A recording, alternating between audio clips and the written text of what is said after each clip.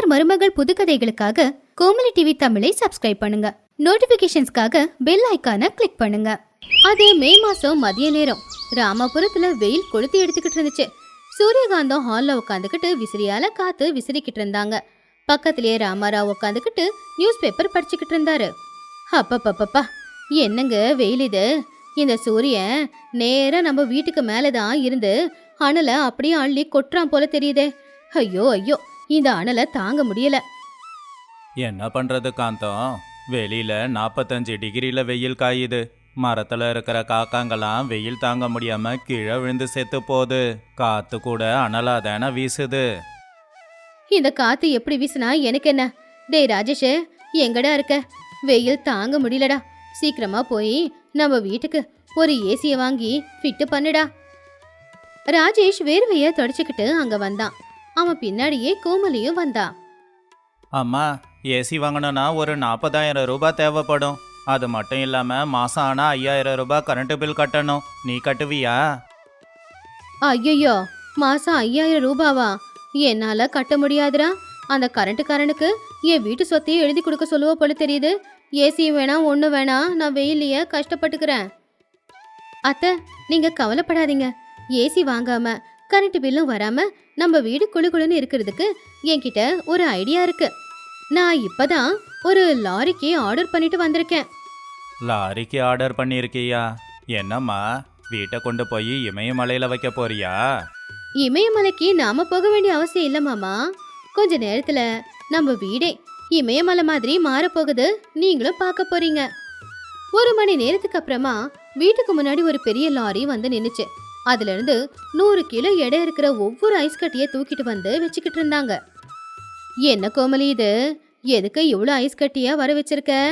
ஊர்ல இருக்கிற அத்தனை பேருக்கும் ஐஸ்கிரீம் பண்ணி ஏதாவது கொடுக்க போறியா?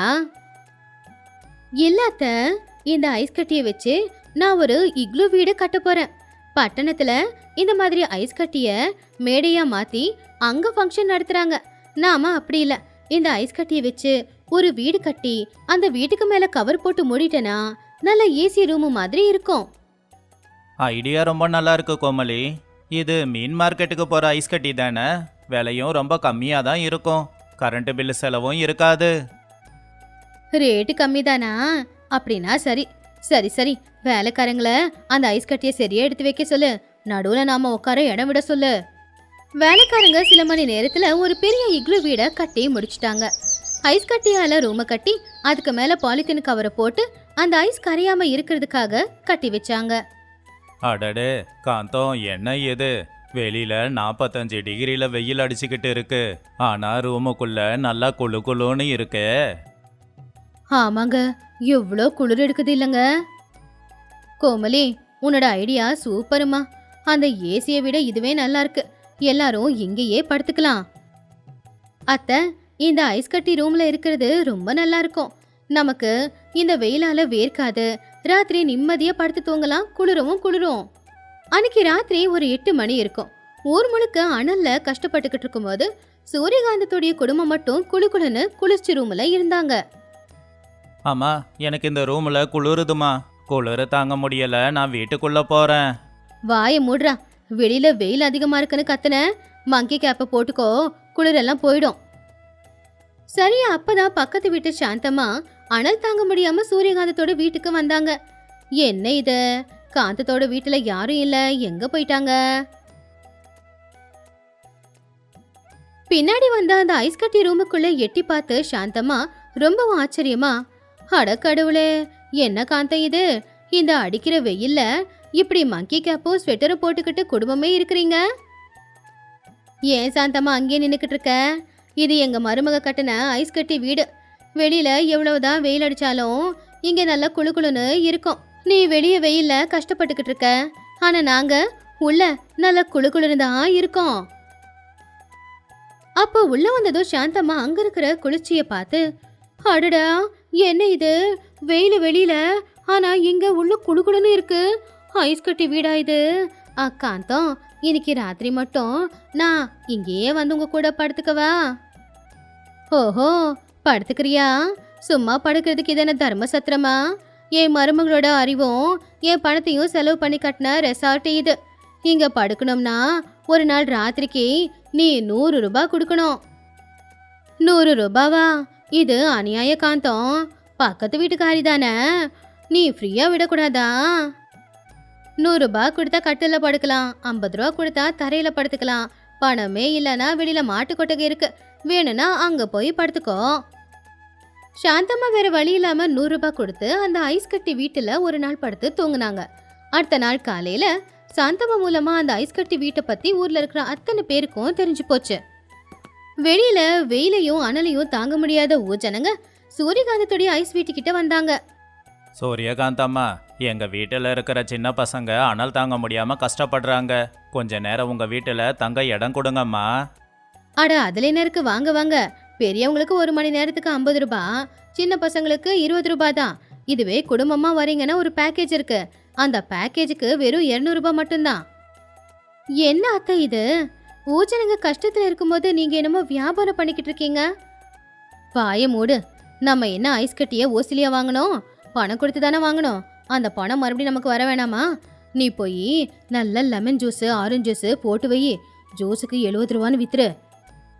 ஊஜனங்க எல்லாரும் பணம் கொடுத்து அந்த ஐஸ் வீட்டில் வந்து தங்கிக்கிட்டு இருந்தாங்க. பாத்தியா காந்தம், என்னால உனக்கு வியாபாரம் எவ்வளவு நல்லபடியா நடக்குதுன்னு. இதுல எனக்கு பங்கு வேணும். எது பங்கு வேணுமா? இன்னொரு தடவை பங்கு கேட்டு என் வீட்டுக்கிட்ட வந்த ஒரு ஐஸ் கட்டியை தூக்கி அதுக்குள்ளார உன்னை போட்டு ஐஸ் கட்டியை மேல போட்டு உன்னை புதைச்சிடுவேன். இப்படியே 3 நாள் போச்சு. ஆனா 4வது நாள் காலையில வெளிய வெயில 48 டிகிரிக்கு போனதுனால அனல் ரொம்ப அதிகமாவே இருந்துச்சு. காந்தம், வெளியில வெயில் ரொம்ப அதிகமா இருக்கு. ஐஸ் கட்டி எல்லாம் உருகி தண்ணியாகுது. தரையெல்லாம் தண்ணியா இருக்கு பாரு. தண்ணி எல்லாம் ஒன்றும் ஆகாதுங்க. தண்ணி எல்லாம் கீழே காவாவுக்கு போயிட்டு விடுங்க. அன்னைக்கு மதியம் 12 மணி ஐஸ் கட்டி கரைஞ்ச தண்ணி எல்லாம் வெளியில போக முடியாம வெளியில ஒரு சின்ன குட்டையா மாறுச்சு. அத்தை, ஐஸ் கட்டி வேகமா கரைஞ்சிக்கிட்டே இருக்கு.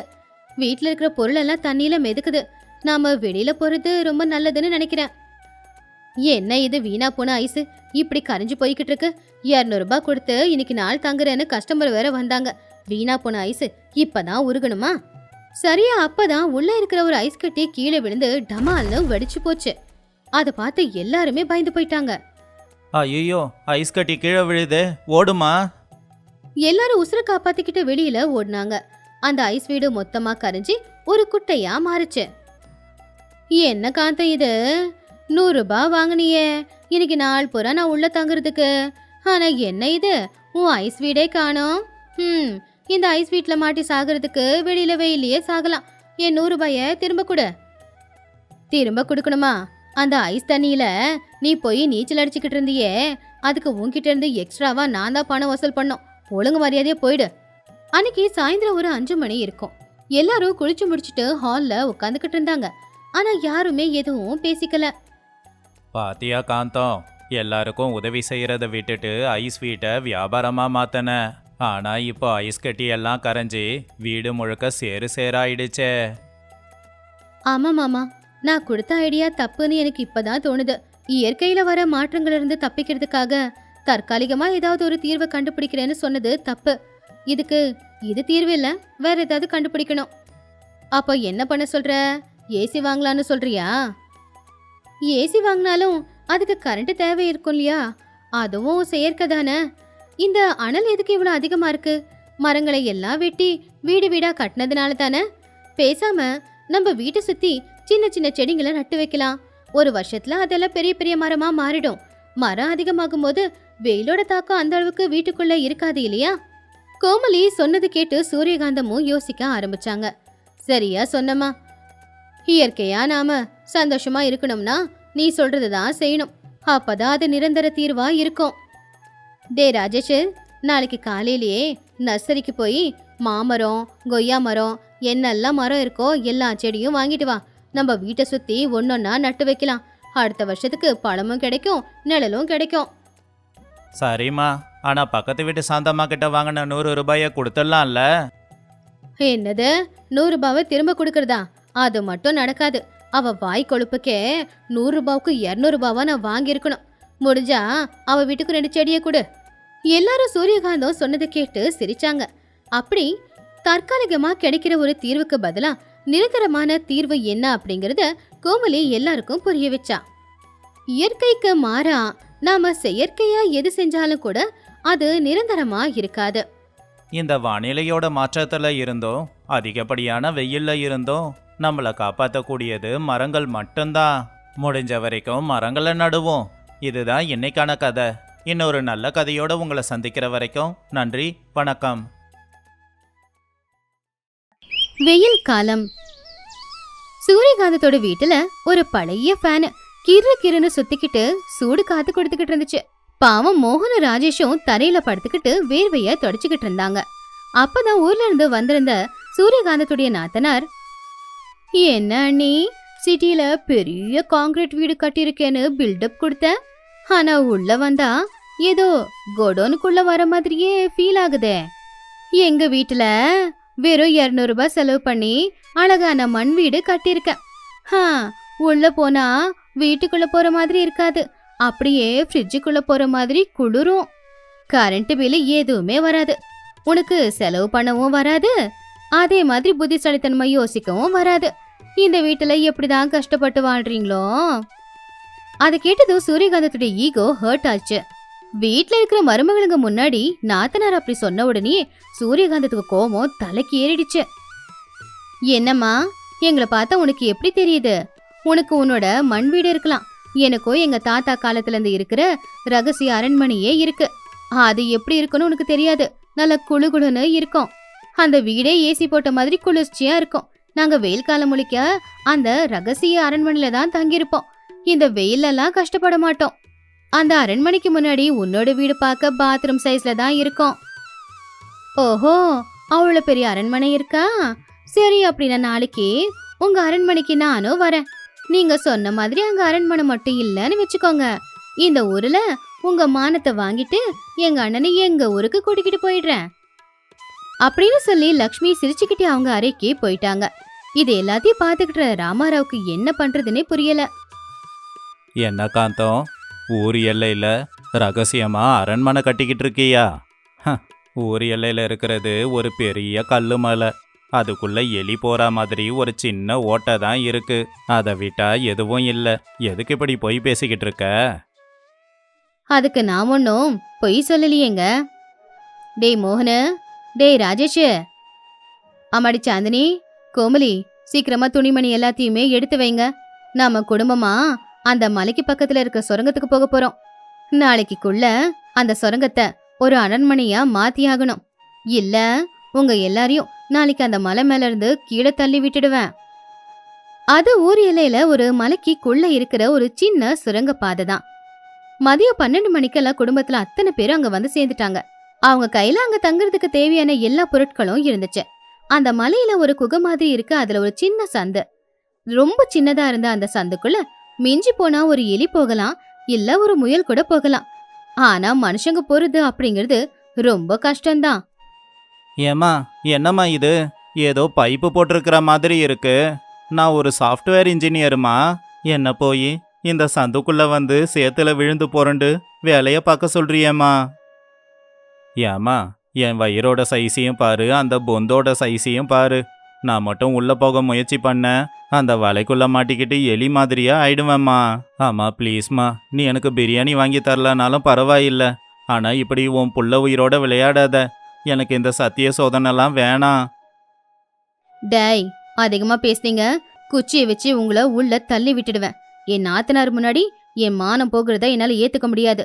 முதல்ல சாந்தினி கோமலிய உள்ள போவாங்க, அதுக்கப்புறம் நீங்க உள்ள போங்க. சாந்தினி கோமலி 2 பேருமே ஈஸியா அந்த சந்து வழியா உள்ள போயிட்டாங்க. அவங்க பின்னாடியே ராஜேஷ் கூட அந்த சந்து வழியா உள்ள போயிட்டான். ஆனா 3வதா மோகன் அந்த சந்து வழியா உள்ள போறதுக்கு முயற்சி பண்ணும்போது அந்த சந்துல அவனுடைய தொப்பை மாட்டிக்கிச்சு. அவனால உள்ள போகவே முடியல. ஐயோ, வயிறு மாட்டிக்கிச்சே, யாராவது என்ன காப்பாத்துங்க. நான் இங்க நல்லா மாட்டிக்கிட்டேன். நான் இங்கேயே மாட்டிக்கிட்டு காஞ்சி போன கருவாடாயிடுவேன் போலையே. டே மோகனு, காலையிலேயே 10 இட்லி சாப்பிடாதேன்னு சொன்னேன், கேட்டியா?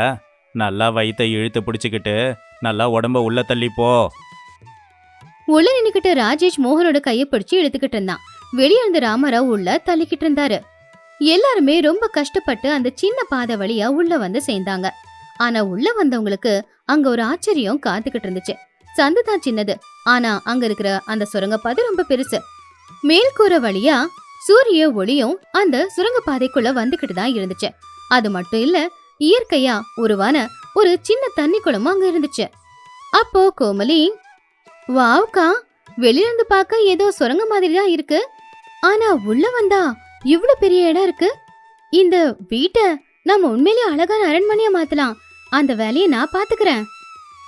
ஆமா கோமலி, நம்ம மாமியாருடைய மானத்தை மருமகளா நாம தான் காப்பாத்தி ஆகணும். அவங்க எங்கேயுமே கீழே குனிச்சிடக்கூடாது. ஏங்க, நீங்களும் ராஜேஷ் 2 பேரும் அங்க சின்ன சின்ன கல் இருக்குல்ல, அது எல்லாத்தையும் கொண்டு வந்தீங்க வைங்க. மருமகளுங்க 2 பேருமே அவங்க திறமைய காட்ட ஆரம்பிச்சிட்டாங்க. பக்கத்துல இருக்கிற காட்டுக்கு போய் நல்லா மனம் வர மாதிரி நிறைய இலைகளை கொண்டு வந்து கோமலி படுக்கையா விரிச்சா. அதே மாதிரி காட்டுல கிடைக்கிற காயை எடுத்து நசுக்கி அதுல வர எண்ணெயை வச்சு அவங்க சின்ன சின்ன மண் விளக்க ஏத்தி வச்சாங்க. இப்ப அந்த சுரங்கப்பாதை ரொம்ப வெளிச்சமா இருட்டிலையும் இருந்துச்சு. இப்ப அந்த சுரங்கம் பாக்குறதுக்கு உண்மையிலேயே அரண்மனை மாதிரி தான் இருந்துச்சு. அங்க நல்ல கதகதப்பாவும் இருந்துச்சு, அதே நேரம் கொஞ்சம் குளிர்ச்சியாவும் இருந்துச்சு. பாத்தீங்களாங்க, என் மருமகளுங்க எவ்வளவு திறமைசாலிங்களா இருக்காங்க. இத்தனை நாளா அவங்க திறமைய நான் புரிஞ்சிக்காமையே போயிட்டேன் பாருங்க. இந்த ஒரு சின்ன சுரங்க பாதைய அழகான ஒரு பேலஸாவே மாத்திட்டாங்க. அவங்க ரொம்ப திறமைசாலிங்க தான். அப்போ மோகனுக்கு பசி எடுக்க ஆரம்பிச்சுது. மோகன் சத்தமா, சாந்தினி, அரண்மனையெல்லாம் கட்டிட்டீங்க, ஆனா என் வயிறு காலியா இருக்குதே. சாப்பிட எதுனா செஞ்சிருக்கீங்களா? ஏற்கனவே நான் சமைச்சிட்டேங்க. அரண்மனைக்கு ஏத்தாப்புல விருந்து சாப்பாடு ரெடியா தான் இருக்கு. சாந்தினி கோமலி 2 பேரும் அந்த காட்டுல கிடைக்கிற பலவிதமான காய்கறி, கீரை, அப்புறம் வீட்டுல இருந்து கொண்டு வந்த வெங்காயம், தக்காளி எல்லாத்தையும் வச்சு சமைக்க ஆரம்பிச்சிட்டாங்க. எதையாவது அரைக்கணும்னா 2 கல்லுக்கு நடுவுல எல்லாத்தையும் போட்டு அரைச்சுக்கிட்டு இருந்தாங்க.